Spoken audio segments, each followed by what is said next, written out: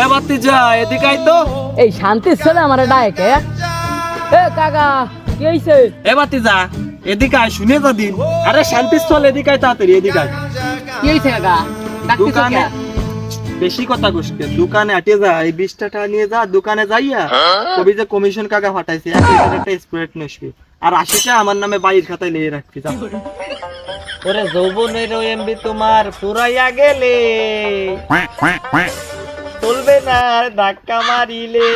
ও কাকা কিসে বাতি জানছো? হয় ঠান্ডাটা তো নিয়েছিলাম স্প্রাইট। স্প্রাইট কই নাকি? ওই স্প্রাইট আনছিস আমার নামে বাইক তুইছিস তো? বাইক দেছে আমার নামে দেশে তুই নাও, আমি আগে কালকেই দিতি বলছো টাকা।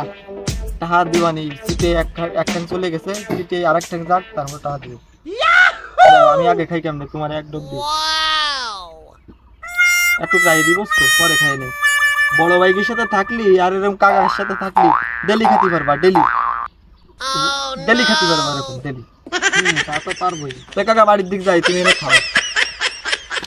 যাও তো। শালা শান্তির ছেলে ফাফর বাস খালি অশান্তি করে বেড়ায়, শালা জীবনও ভালো হবে না। ওরে বাবা, ওরে বাবা, শালা শান্তির ছেলে দেহ দি আমার 100 টাকা দিয়ে কিরা স্প্রাইট এক মুক্তি খাই ফেলাইছে। আমি কেমনে কব বাড়িতে, কেমনে কব? শালা শান্তির ছেলে আর ভালো হবে না।